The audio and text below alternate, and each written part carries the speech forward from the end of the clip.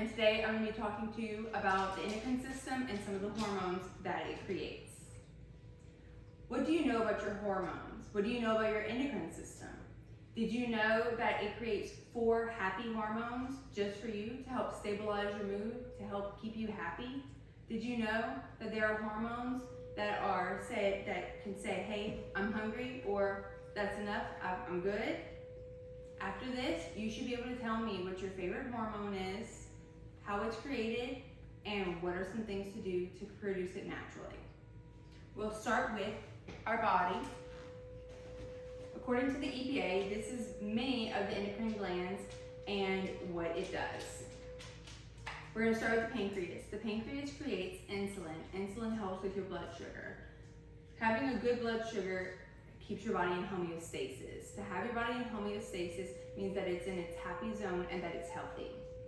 And when our blood sugar is low, we can feel bad. When it's high, we can also feel bad, which is why we need to stay in homeostasis. Next, we'll talk about the thyroid. I'm sure you can see that it's actually shaped a little bit like a butterfly. According to the EPA, your thyroid helps with your metabolism and your energy production. Whenever you're a child, it helps mostly with your brain development, and then as you become an adult, it helps with energy and the function of many of your organs. It can even help tell how tall you will be. Next, we'll talk about our stomach. The stomach is what produces our hunger hormone called ghrelin. And once you eat and it goes to your stomach, it should turn off and say, hey, I'm not hungry anymore because you're feeding me. Next, we have leptin. Leptin is produced in the adipose tissue, which is kind of like your fat areas. It creates the satiation hormone, which says, I'm satisfied, we don't need to eat anymore. Our next hormone is created in the intestines. This is one of our 4 happy hormones. It's serotonin. Serotonin is your mood stabilizing hormone. And whenever you're low on it, it can create the feeling of depression. So whenever you are feeling a little bit down, the best thing to do is to go and sit in the sun and get some natural vitamin D, spend some time in nature, do some yoga and meditating.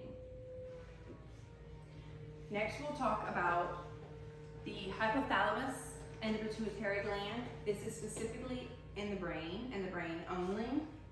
And one of those that we can start with is oxytocin. Oxytocin is your love hormone. Whenever you're hugging someone that you care about, whenever you're petting a cat or a dog, spending time outside, this is oxytocin. That's what helps to create that feeling.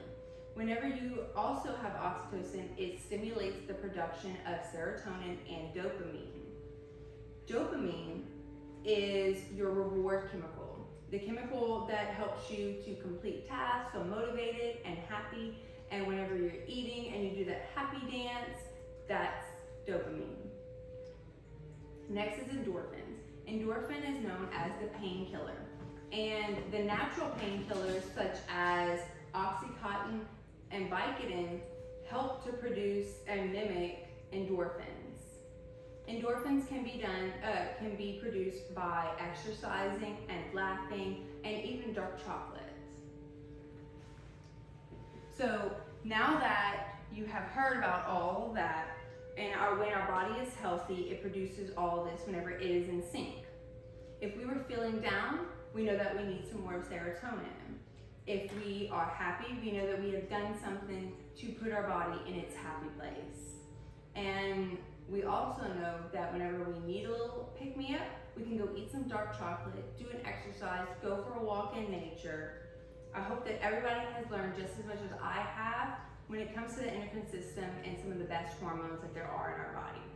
Thank you.